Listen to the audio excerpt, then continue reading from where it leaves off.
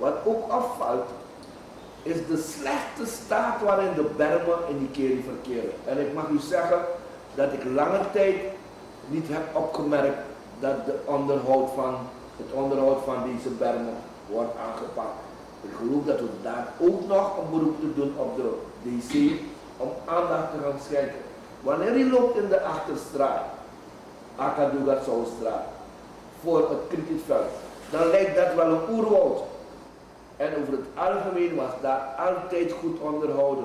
En ik geloof dat we nu een beroep moeten gaan doen op de instanties om ervoor te zorgen dat de bermen goed worden onderhouden. Wanneer wij stellen dat de burgers hun bermen moeten onderhouden, dan is het noodzakelijk dat de overheid ook haar plichten nakomt en de bermen onderhoudt.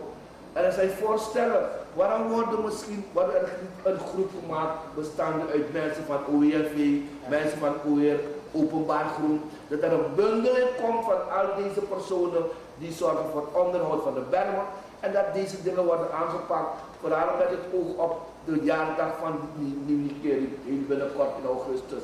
Dat is een voorstel dat we zullen brengen naar de DC, dat er een bundeling komt van deze personen, zodat men dus echt aandacht gaat besteden aan de bergen. Die kering lijkt op een gegeven moment bijna op een oerwoud en dat zijn we niet gewend en dat denk ik zal de distriktsraad ook niet accepteren.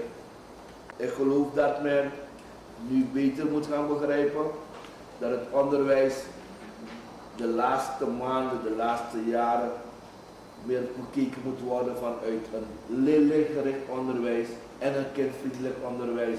En van deze plaats uit wil ik een beroep doen op alle leerkrachten om een beetje de kinderen meer tegemoet te gaan met liefde. Omdat de klachten die ons bereiken niet echt positief zijn naar de leerkrachten toe. En ik geloof dat als je de kinderen hebt onder je hoede, dat je wel een beetje ervoor moet zorgen, ja, dat de kinderen liefde krijgen, omdat je daarmee meer rendement haalt voor het onderwijs en voor de kinderen zelf. Bepaalde DL-leden bereikt over het drugsgebruik in die kering, dan ben ik bang dat we over 15 tot 20 jaar een heel slechte gemeenschap zullen hebben wanneer deze zaken niet worden aangepakt. Ik wil de commissie van Justitie en Politie vragen, wanneer ze de komende week op bezoek gaat naar de GPK, dat dit wordt aangesneden. En dat men misschien meer dan voorheen ervoor moet zorgen dat men gaat proberen om het drugsprobleem tot een minimum te beperken. En als dat betekent dat wij dus gaan moeten proberen om de drugssmokkel naar Suriname toe, naar Nigeria toe, moeten stopzetten, dan moet dat standpunt genomen worden, ja. Omdat wij alles in het werk moeten stellen om dit probleem tot een minimum te beperken. Anders hebben we over enkele jaren te veel zwervers, te veel junkies en te veel problemen in ons rijdistrict. En ik geloof dat je als DL-lid juist wil voorkomen dat dat gebeurt. Wij gaan harde standpunten moeten nemen, denk ik, ten aanzien van de drugsproblematiek. Straks in de droge tijd om kalkenzuigers te dirigeren naar Nigeria, om de duikers een beetje schoon te maken. Omdat het blijkt dat de meeste duikers in Nigeria bijna verstopt zijn.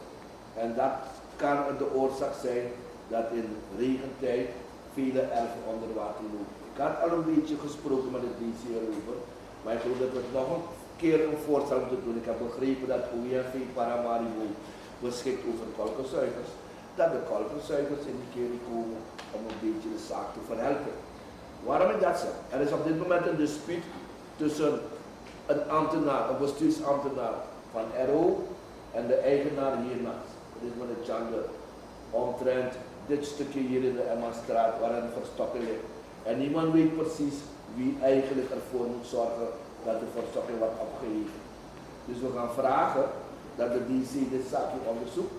En indien mogelijk, dan niet alleen hier, maar overal in die keer waar er verstokking blijken te zijn, dat de kalkenzuigers komen om dit zaakje te verhelpen.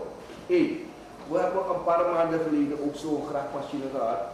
En ik wil weten waarvoor het wordt gebruikt. En als het niet ingezet kan worden om de sloten in die kering een beetje op te graven en in orde te maken.